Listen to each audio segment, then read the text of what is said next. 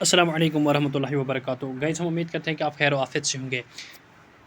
इस वक्त हम एक इम्पॉर्टेंट वीडियो लेक्चर ला रहे हैं जो असिस्टेंट डायरेक्टर जो फॉरेस्ट प्रोटेक्शन फोर्स का एग्ज़ाम हुआ है उसका जो जनरल स्टडीज़ पेपर है वो इस वक्त हम आपके साथ इस स्क्रीन पे दिखा रहे हैं, आपके साथ शेयर कर रहे हैं। ये जो असिस्टेंट डायरेक्टर है ये एनवायरनमेंट प्रोटेक्शन फोर्स जो जिसका एग्ज़ाम आज था, ये जीएस पेपर जो कंपलसरी पेपर है ये आज हुआ है और यही पेपर हम आपके साथ शेयर कर रहे हैं इस वीडियो लेक्चर में। हमारे इस आज के इस पेपर को वीडियो लेक्चर में करने का जो मकसद है वो ये है कि जो असिस्टेंट डायरेक्टर प्लानिंग जिसका एग्ज़ाम जुलाई में होने वाला है, एज़ पर जो टेंटेटिव डेट JKPSC ने दिया है वो 2024 जुलाई में होने वाला है। उस असिस्टेंट डायरेक्टर प्लानिंग में एक पेपर जो जीएस है, जीके पोर्शन है या जीएस हम कहेंगे उसे, वो कंपलसरी है। उस पेपर और इस जो आज के assistant director environment protection force में जीएस है उसमें कुछ ममासलत हैं, कुछ सिमिलरिटीज़ हैं और उस मकसद के लिए हम इस पेपर को आज आपके साथ इस वीडियो लेक्चर में डिस्कस करना चाहेंगे।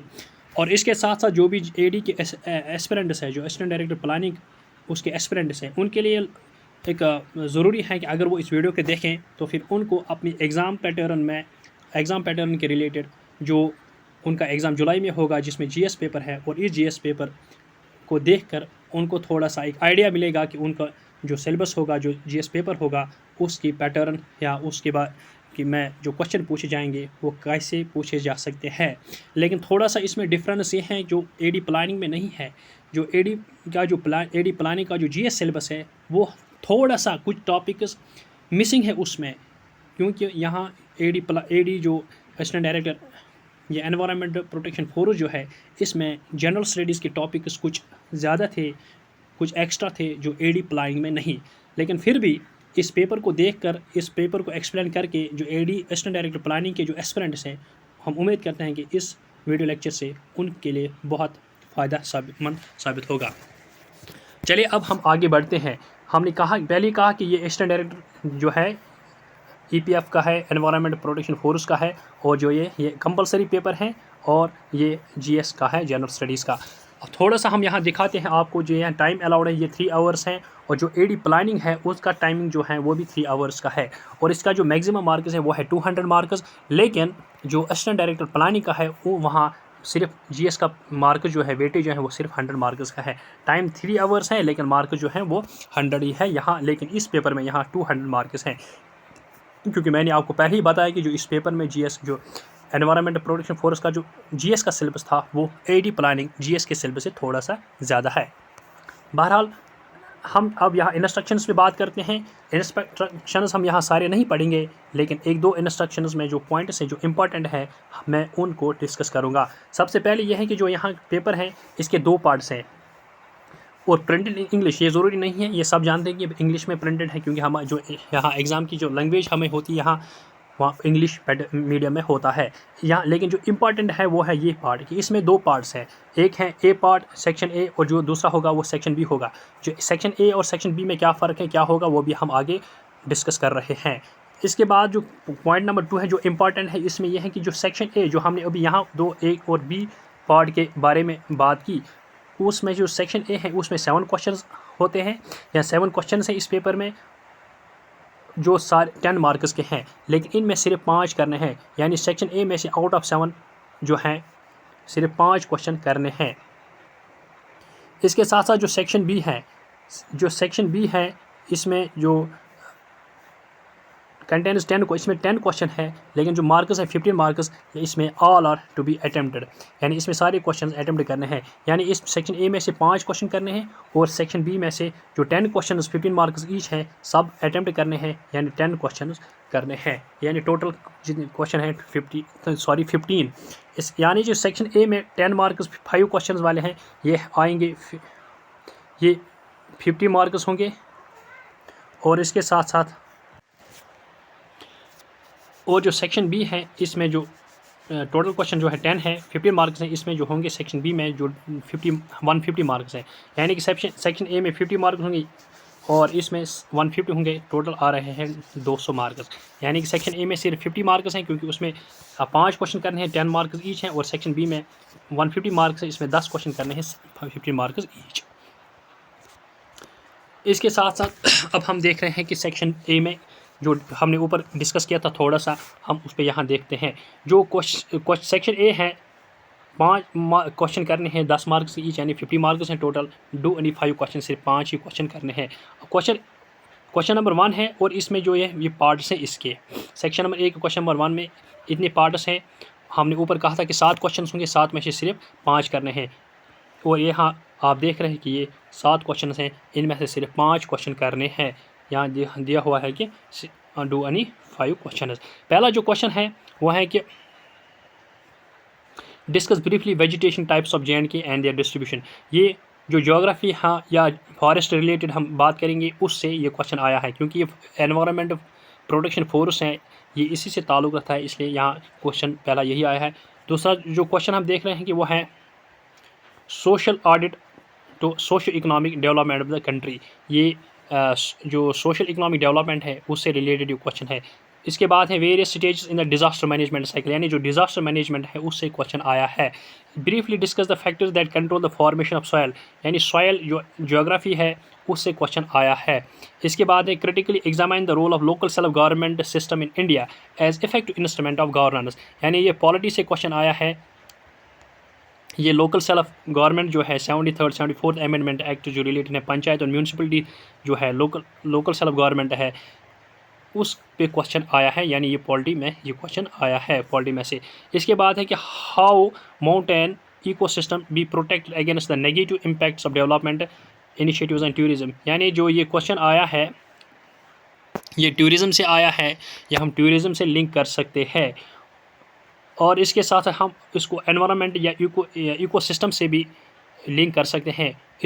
इसे हम टूरिज़म, इकोनॉमिक डेवलपमेंट और इकोसिस्टम से लिंक कर सकते हैं, यानी ये 3 चीज़ें हम इसमें एक दूसरे से लिंक कर सकते हैं।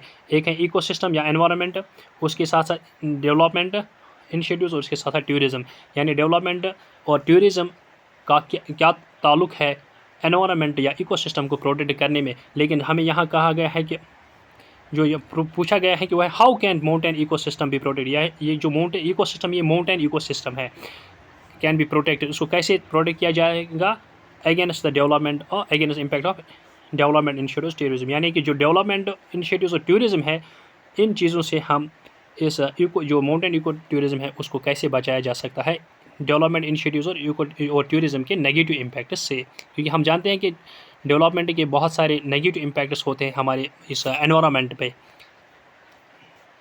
और इसके साथ साथ हम जो एक है Himalayan region is highly prone to landslide, ये तो हम सब जानते हैं कि बिकॉज हम इसी हिमालयन रीजन के एरिया में रहते हैं। Discuss the cause and measures of mitigation, यानी जो ये लैंडस्लाइड्स पे आया है हम इसको डिज़ास्टर मैनेजमेंट के टॉपिक से भी लिंक कर सकते हैं या हम इसे करंट अफेयर से भी लिंक कर सकते हैं, क्योंकि हमने देखा है कि लैंडस्लाइड्स न्यूज़ में रहा है, उसके रिलेटेड ये क्वेश्चन आया है। इसमें दो चीज़ें इसमें हैं, हमें किन चीज़ों की बात करनी है इस क्वेश्चन में। एक तो है कॉजेज़ ऑफ लैंडस्लाइड्स, और इसके बाद जो मेजर्स टू मिटिगेट इन जो लैंडस्लाइड्स हैं उसको कैसे कम किया जाएगा। अब हम बात करेंगे सेक्शन बी की। सेक्शन बी इसमें से 10 क्वेश्चन हैं करने हैं, 10 के 10 क्वेश्चन हैं, ऑल अटेम्प्ट ऑल क्वेश्चन, यानी हर क्वेश्चन के 15 मार्क्स हैं, यानी 150 टोटल मार्क्स हैं। क्वेश्चन नंबर अब हम 2 देखते हैं, क्योंकि क्वेश्चन नंबर 1 जो था वो ऊपर था, सेक्शन ए में क्वेश्चन नंबर 1 था और इसके ये इतने पार्ट्स थे। अब क्वेश्चन नंबर 2 जो है, क्वेश्चन नंबर 2 जो स्टार्ट होता है वो सेक्शन बी से होता है। इसमें ज़रूरी है कि अटेम्प्ट ऑल क्वेश्चन और हर क्वेश्चन के 15 मार्क्स हैं, यानी इस सेक्शन बी के जो टोटल मार्क्स होंगे वो 150 होंगे। क्वेश्चन नंबर 2 का जो पार्ट ए है वो है give an account of impact of growth of space sector in India highlighting the recent achievements of ISRO, यानी ये स्पेस एंड टेक्नोलॉजी से ये क्वेश्चन आया है। ये डायरेक्टली जो स्पेस सेक्टर का जो इंडिया की जो स्पेस सेक्टर की जो ग्रोथ हो रही है उसमें डेवलपमेंट जो हो रही है, उसमें इम्प्रूवमेंट जो हो रही है, उस पर क्वेश्चन आया है कि जो in recent achievements of ISRO जो है उस पर क्वेश्चन आया है, उसको लिखना है। जो क्वेश्चन नंबर 2 का जो बी पार्ट है वो है कि UNO is undoubtedly the most influential global association but is not free from criticism. यानी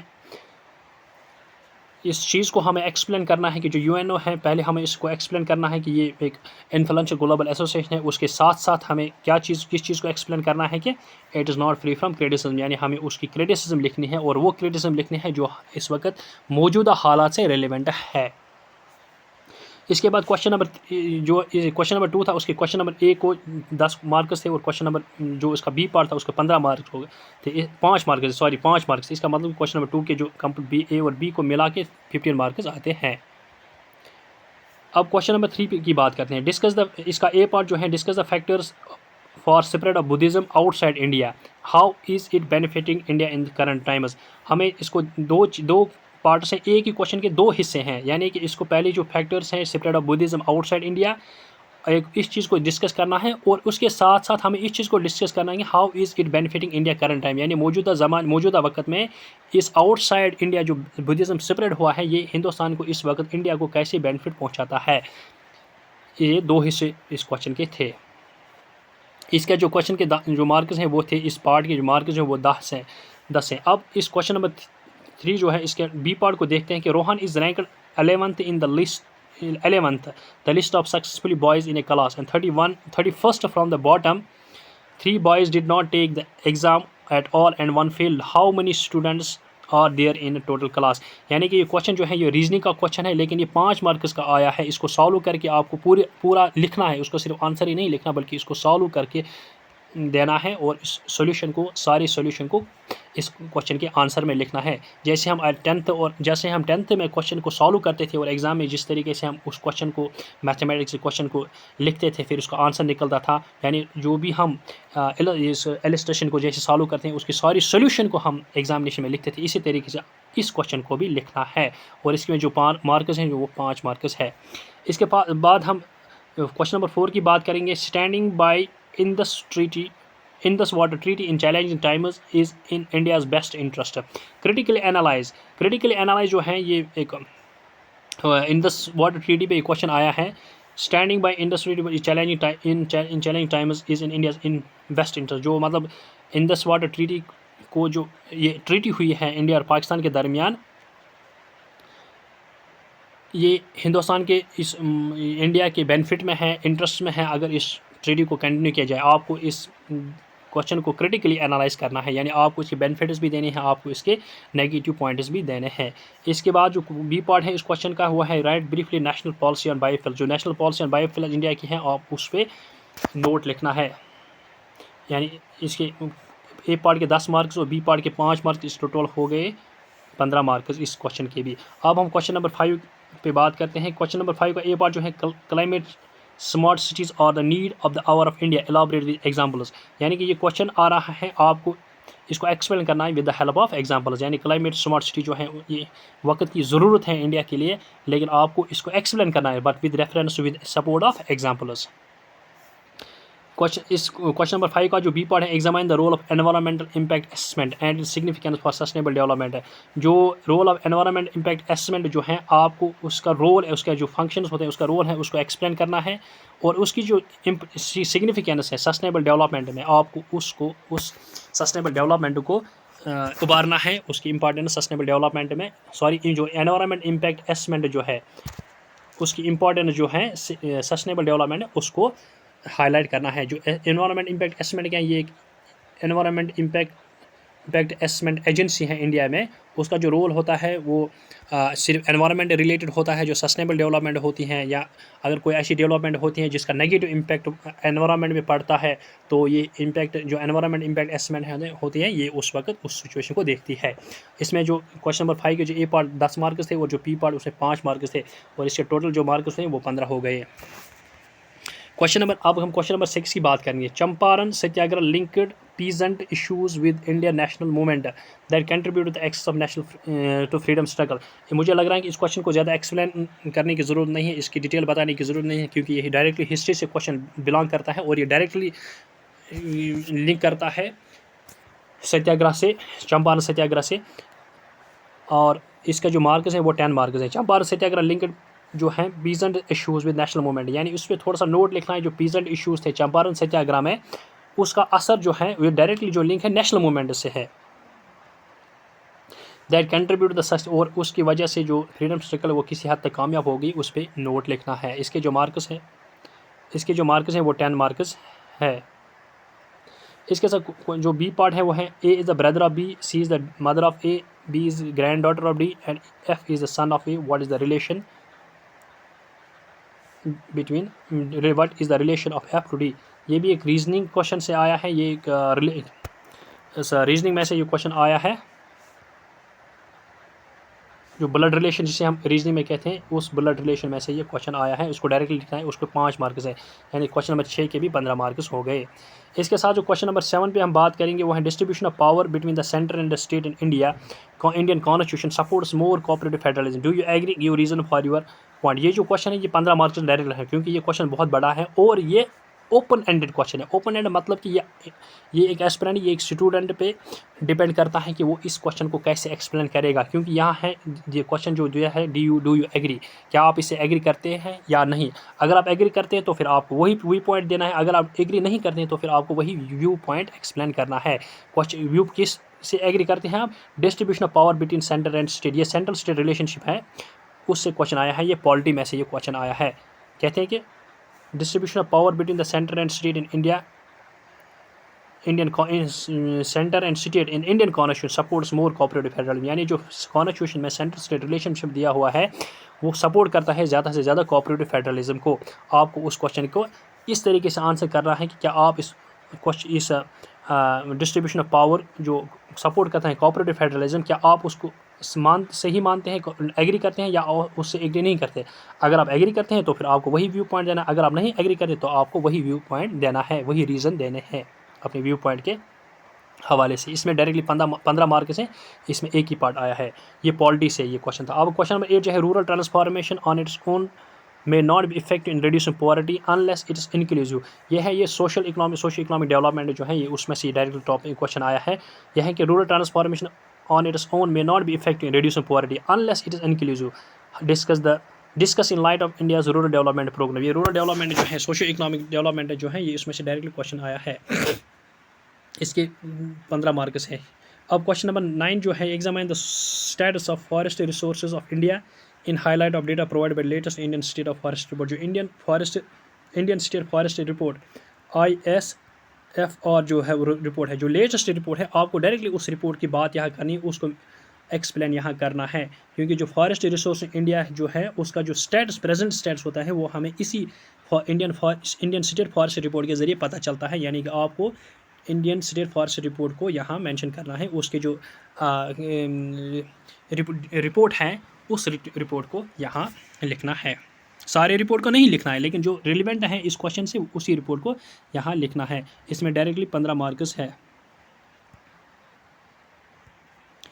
इसके साथ जो क्वेश्चन नंबर 10 है, जो LPG reform initiated 1991 brought change. जो ये क्वेश्चन नंबर 9 है ये फॉरेस्ट्री से है, या आप फॉरेस्ट्री से भी इसको रिलेट कर सकते हैं, आप इसको करंट अफेयर्स से भी रिलेट कर सकते हैं, क्योंकि ये इंडियन स्टेट फॉरेस्ट बोर्ड का लेटेस्ट रिपोर्ट आपको लिखना है। अब हम क्वेश्चन नंबर 10 की बात करेंगे। Question number 10, LPG reforms initiated 1991 brought big changes in Indian society.